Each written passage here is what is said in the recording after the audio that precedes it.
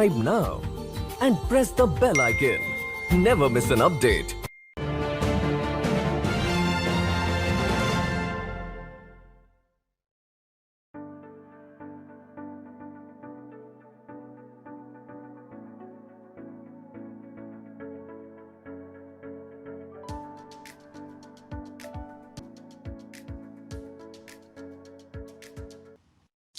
Namaste, konnichiwa. Welcome to the Nupurtewari show. Shakti women who fought odds. And today we are joined by another Shakti, my dear friend, and she is the founder, Active City Development Program, Port Moresby, Papua New Guinea. And she is none other than Fazilah Bazari. Fazilah, welcome to the Nupurtewari show. Thank you. So, Fazilah, actually, before we start, I'd like to tell our viewers about the campaign we have started in India.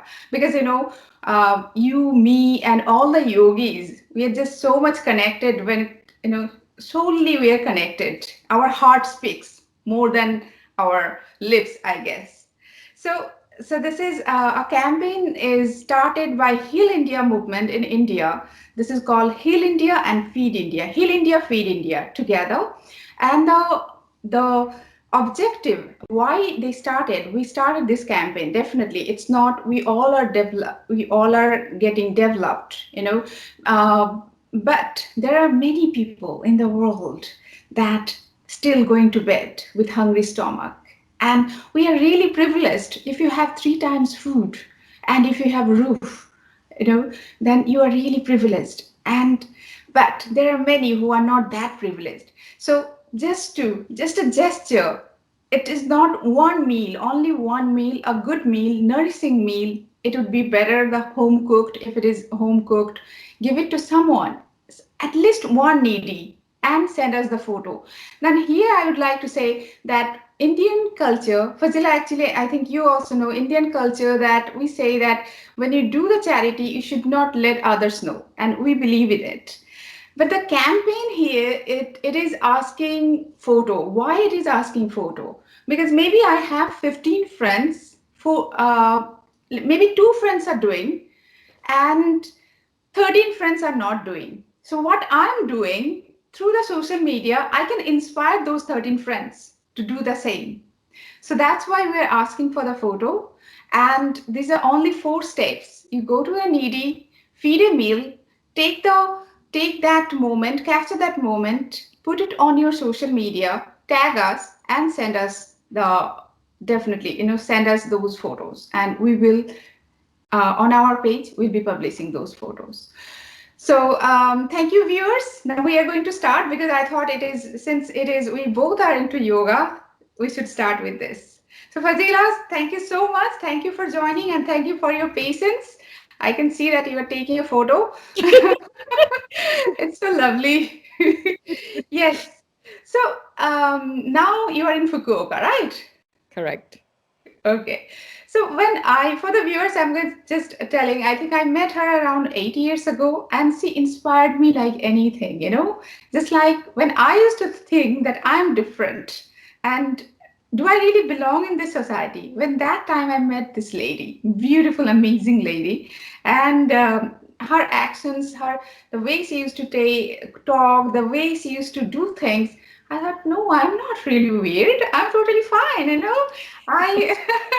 it's totally fine to be different. So this is different lady, Fazilah Bazari, and the viewers, definitely for viewers and for me also, we'd love to know how you started your yoga journey. Thank you very much. As you have introduced, I am Fazilah Bazari. I think I started yoga about 20 years ago. I started when yoga wasn't as famous, when yoga wasn't as hip, and I was in Papua New Guinea at that time, and I saw a friend of mine doing yoga from a book because he was going through some stress in his life, and we both were doing just out of his living room. And from that, something clicked in me, and I was in Papua New Guinea. And then I got pregnant. I moved to London, and then I continued my practice. And then I joined a class in London. So this class, my teacher, you know, at that time, it wasn't like you just go to any class. You know, you had to call the teacher. The teacher wanted to know why you wanted to do the practice. I have no idea why it was so difficult. And I finally got introduced to the Satyananda yoga tradition.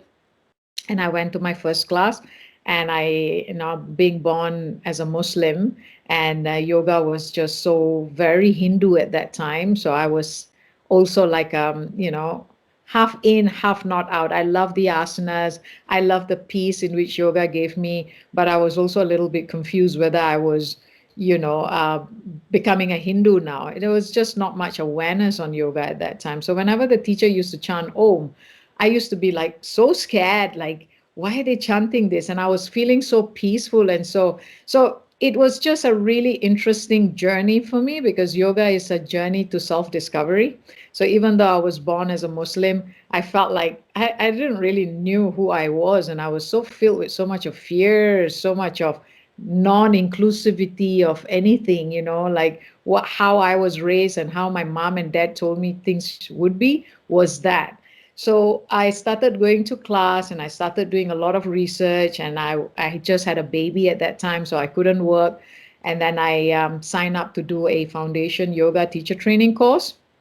And through that, again, I got really interested in yoga philosophy, and I started studying, and I studied to become a yoga teacher. So all this was going on as I moved to Japan, leaving a very well-paying development job in Papua New Guinea, being just a mother and a yoga student.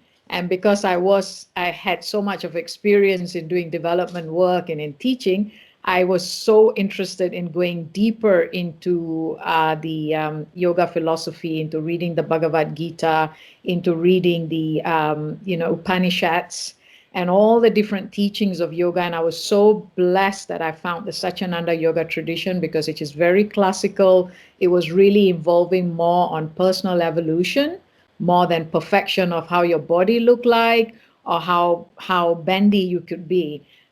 So through there, I started becoming a yoga teacher, and I went to India to meet this guru whom tradition I was practicing in London.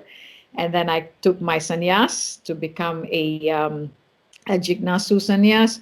And then from there, I became a spiritual seeker. And then from there, I took karma sannyas.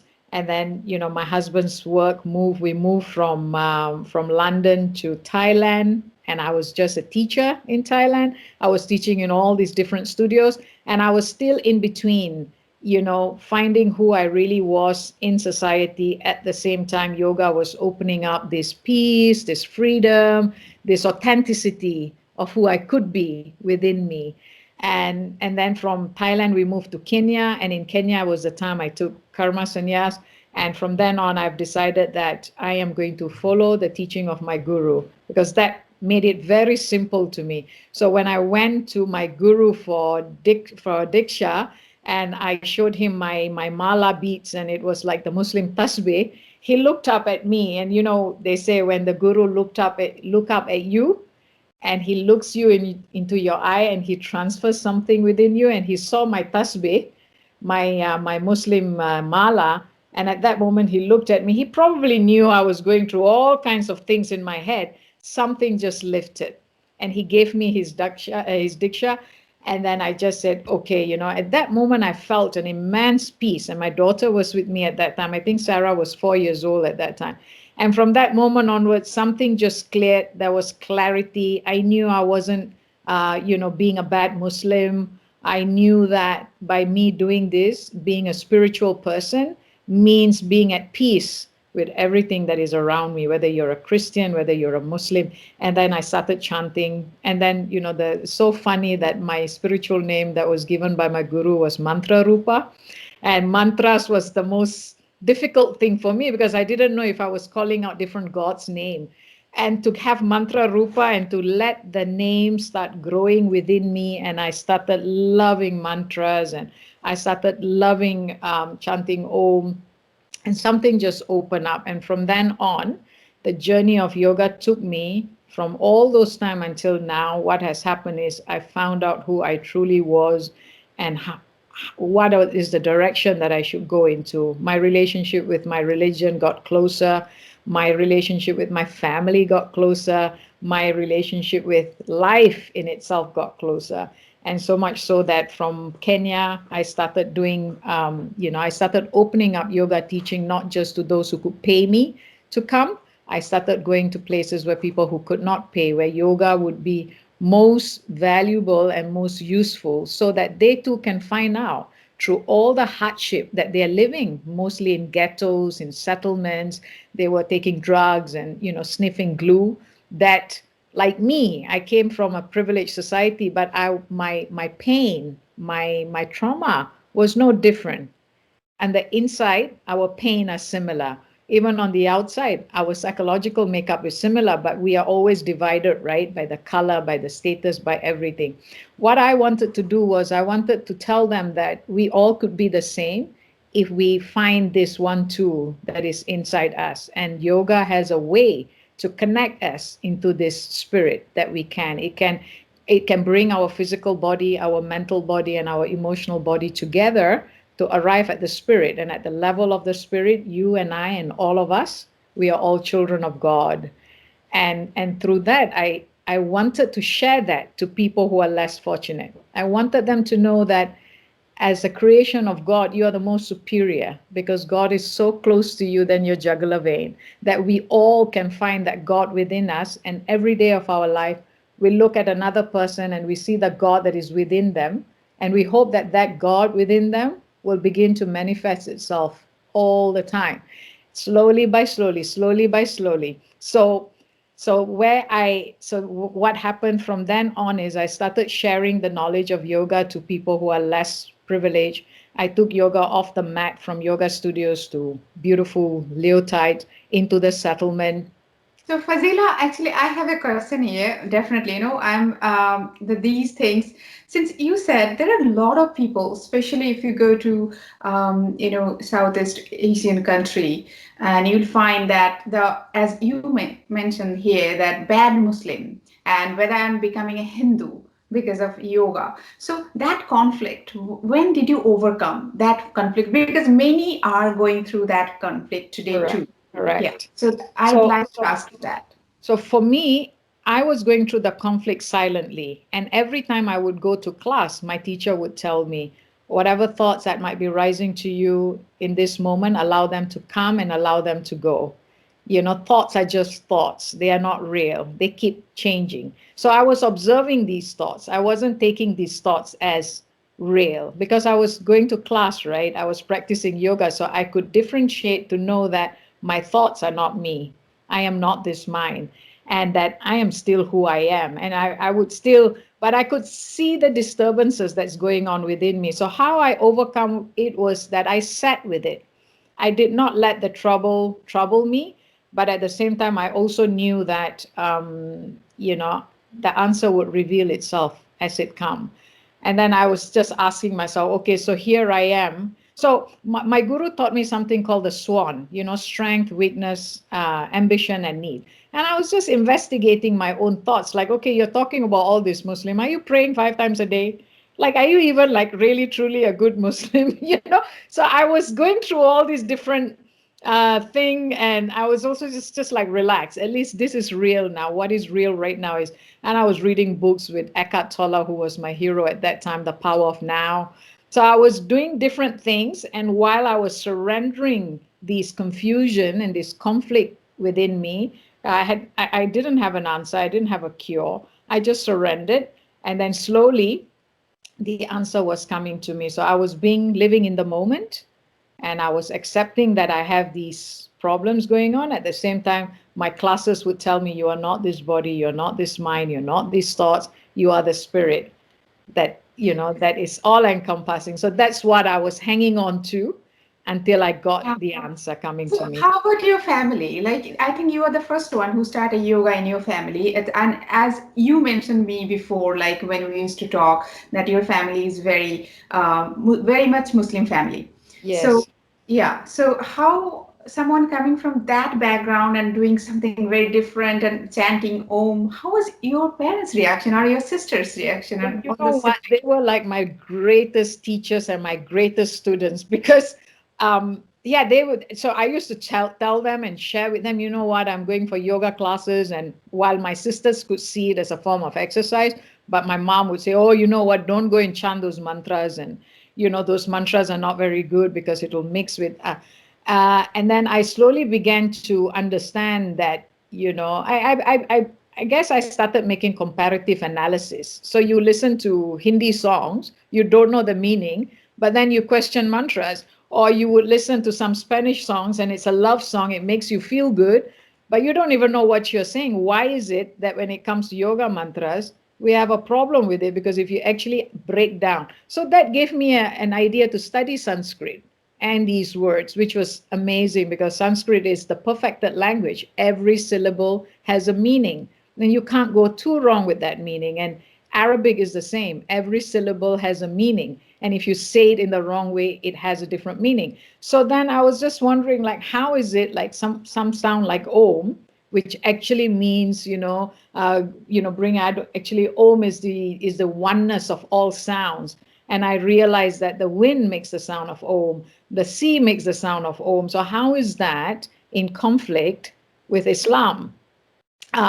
So these questions or this study, this examination into each and every single part allowed me to get closer to the answer. And you know what? Later on, when I studied chakras, I realized that during prayers when we say Allahu Akbar and we bring the hands to the navel, we're actually touching Manipur chakra, and that is activating the Manipur chakra. And when you go forward into you are activating different chakras. And eventually that made me realize that, I don't think God created all these different religion, all these different prayer methods to separate man.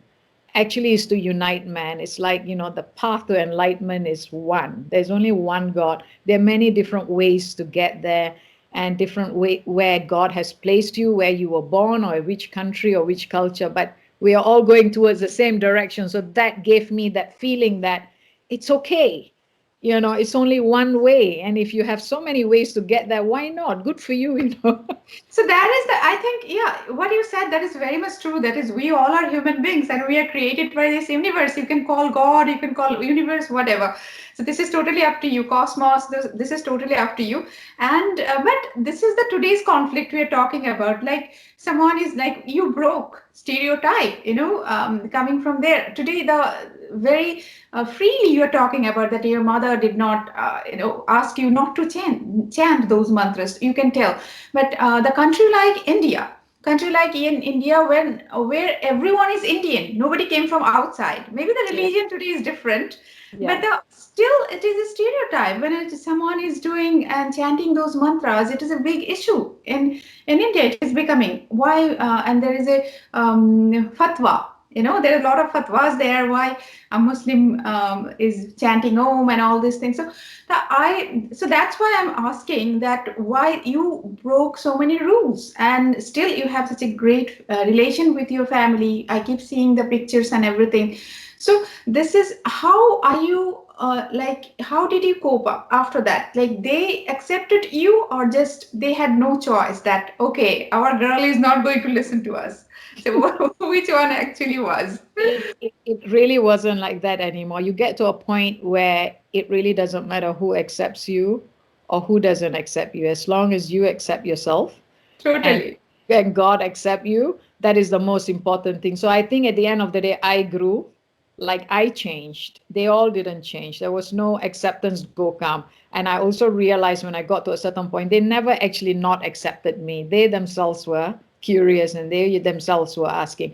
So I think my advice would be for those of you who are in conflict, it doesn't matter. It's a gift that you have come this far and you have got the knowledge of yoga. A different knowledge will keep coming your way. Physics is also not Indian or not Islam.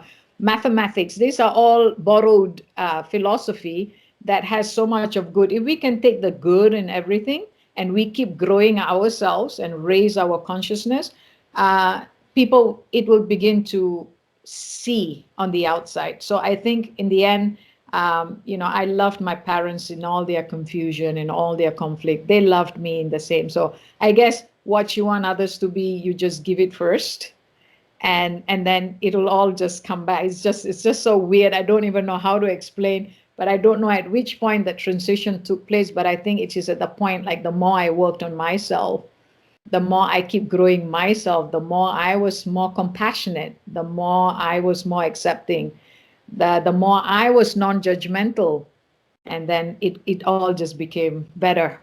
Exactly. So it did not matter that whether people are accepting me or not. I accepted myself. Correct. So that was, I think, mantra. So, Exactly. yeah, because I saw you that you broke so many, like you were, for the viewers, I would like to say she's from Malaysia. She's from Malaysia, and definitely, as he said, she's from a Muslim family. So this is when I saw you first, definitely that was my question. That you are, when I saw your sisters, they're wearing, burqa and all these things, Yeah. and here you are, you're so open, and you're like, I'm just going to wear my swimsuit, and I'm so. I don't know. I might wear a burqa soon, so who knows? No, it's totally fine. The way you accept yourself, right? So this Excellent. is not, this is, yeah, like without any prejudice. Like, because I'm this, that's why I cannot do that. I think we human beings, that barrier, that wall we are just building, that is the most dangerous, I guess. What do you think? Yeah, I think, it's so beautiful how people are so different and how people have choice. That freedom of choice was a right that is given to us, and we choose and we pick and we just do whatever it is that we want. It's like, sometimes we impose freedoms, impose restriction on us where freedom is real, and then we take on restrictions that is not even meant to be there for us. So, I think it's so, so beautiful. But I also know many women in burqas are now practicing yoga. And it's just really the evolution of each one of us, True. and when gifts or when knowledge is presented to us, and how open we are to say, yes, this is a gift, and seeing everything that come our way as God's way of opening a path for us. So That's wonderful. And how are you, like, for viewers, I would like to ask you, how are you raising your children? Because Sarah, I think how old is she now? she's 21. She's 21, and I think your Yeah, son is, I 13. think, sorry? He 13. 13. Okay. So now, like, how did you raise them? Like, which faith, or you just told them, just be yourself, whatever you choose? No, we practice Muslim Islam in the house. We fast in Ramadan, and we pray. And when they go back to Malaysia, they join to go for Friday prayers with their uncles, and we celebrate Eid together. So I don't know. I think in the end they would choose what works for them. But I think it's good to have a basic faith base, as per the upbringing. They also go to ashram, and we have lived in so many different countries, and they have seen all of that. So I teach them what I know best, and I guess they will choose whatever they decide. But your husband is from Germany, so his faith is Christianity. Yes, his family are Christians. Family, they're Christian. So it's a so beautiful thing. So you just said when we started that I was in a conflict whether I'm becoming a Hindu. Have you become a Hindu? Yep, exactly. Yeah. So, okay, that's great. Actually, yeah, a little bit we'd like to know about, if you just in short, you can say that what kind of work through yoga you are doing in Port Moresby, and yeah, we'd love to know. Okay, so when I was working in Kenya, I was working with underprivileged youth and marginalized youth. And so my work was recognized by somebody from Papua New Guinea. And they asked me if I would do similar kind of work in Papua New Guinea. So I went there and I met, and the socio-economic situation was similar to the one in Kenya. So they gave me a small funding, and I was helping a company as part of their social responsibility program to do yoga as a modality for behavior change for young people who are at risk. And so that was very successful. After 2 years, the provincial government recognized the work that we are doing, because the school dropout rate in Port Moresby is at 60%. There's a very high level of gender-based violence and family sexual violence in the age range of 15 to 35. And also the livability index of Port Moresby is also very low. It's like 136 over 140 as the least livable city in the world. So you can see there's a lot of social problem. And of course, if you are a yogi, you will know that, oh my God, if each one of them do yoga, how peaceful will they be in their hearts, right? So I knew that, and I had that skill, and I had the passion, and I've always told God, just use me, stretch me, however you want. And I ended up in Papua New Guinea, and I was recognized, that this work is successful. It is changing young people. They are changing their behavior. So what I did was I would go to settlement communities and do yoga, but in the first few years, I had a problem because they thought I was spreading Hinduism. It was the same cycle. They thought I was in a Christian country and I was this cult, or some witch is coming and teaching people to do all these things, and some serpent power is going to enter. So it was a little bit of a problem. And then when I got into this provincial government, as part of their effort into working with youth program. So I started out with like a yoga for life program, and then we started introducing different activities. Also, we realized that not everybody wants to do yoga, and yoga is not the unity that yoga brings doesn't only just access through yoga asanas. You can do anything to arrive at that peace, including feeding, walking, So then I started adding different activities into yoga. We started walking, we started doing acrobatics, dance, kickboxing, whatever that the youth wanted to do, we did. And so we started getting more and more people joining our program. So today, we're reaching out to almost 5,000 youth per week. We have trained about 22 teachers who are also out there going, and all these 22 teachers are income generating through yoga. And they are also young people who before had zero opportunity for employment and education are now going back to school. And then the government has started something called the Urban Youth Employment Program, where all these school dropouts can now go to this program where they learn how to write CVs, how to register themselves, and then they can get scholarship to go. So I opened up a new pathway for young people. And not only that, because these young people are doing something useful, their mothers, their uncles, because it's it's an extended family thing. So all of them started joining and coming. So now there's like a lot of people that we are reaching out to from different age groups now. That's really amazing, and I cannot wait to be there. Yeah. Can't wait to have you there, darling. I cannot wait. So yeah, that was definitely, very short interview of Fazilah. So for the viewers, I'd like to say, if you have questions, and please do write to us. So Fazilah will be with us again and again, because now we'll be taking your questions. According to your questions, she'll be replying. So we'll make another episode also. She's always available because she's the nicest person I have ever met. As I said, when I saw her and she just, breaking the way she talked, like, I did that, I did this. I said, really? You did? So I'm not really different. There are people like me. So she inspired me like anything. So today we'd like to end with this. So thank you so much for joining, for giving the enlightenment and inspiring so many women. I'm sure those who will be watching now also, that they'll be inspired to take life freely.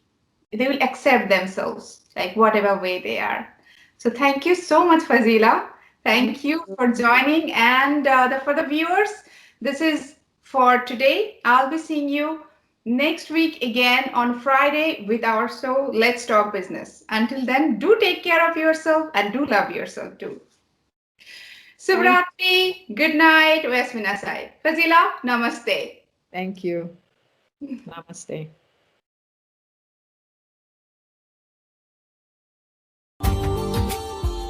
Subscribe now and press the bell icon. Never miss an update.